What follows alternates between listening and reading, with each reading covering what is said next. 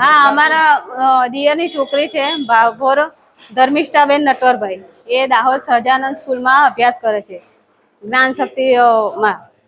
એની મમ્મીને ફોન આવ્યો કે બીમાર થઈ ગઈ છે, તો એ અહીંયા આવી. પછી અમને બધાને ફોન કર્યો એટલે હું પણ આવી.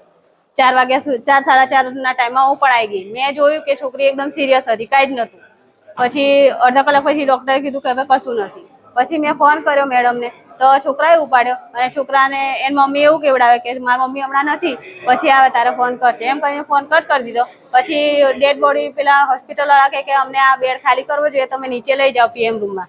તો અમે એક પ્રોસેસ કરવા રહ્યા. એટલામાં પછી પાછો મેં ફોન કર્યો મેડમને કે એને થયું તું શું, કે એને કેવી રીતે આટલી બધી બીમાર થઈ, એક રાતમાં આવી રીતે કોઈને કોઈ સિરિયસ ના થઈ જાય. તો મેડમ મને એવું કીધું કે બપોરે એને મેં પેટમાં દુખતું હતું તો ગોળી પીવડાવી હતી તો સારું થયું હતું, અને પછી સવારમાં એને ફરી પાછું ઝાડા થયા અને હું દવાખાને લઈને દાખલ કરી.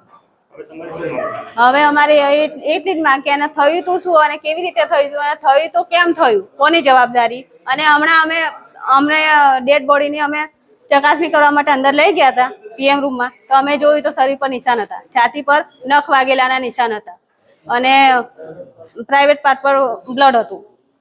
એ જોઈને અમે અહીંયા હોસ્ટેલમાં પૂછવા આવ્યા કે શું થયું, તો આ લોકો કોઈ ના આવ્યું ને એટલે અમે અહીંયા આવ્યા.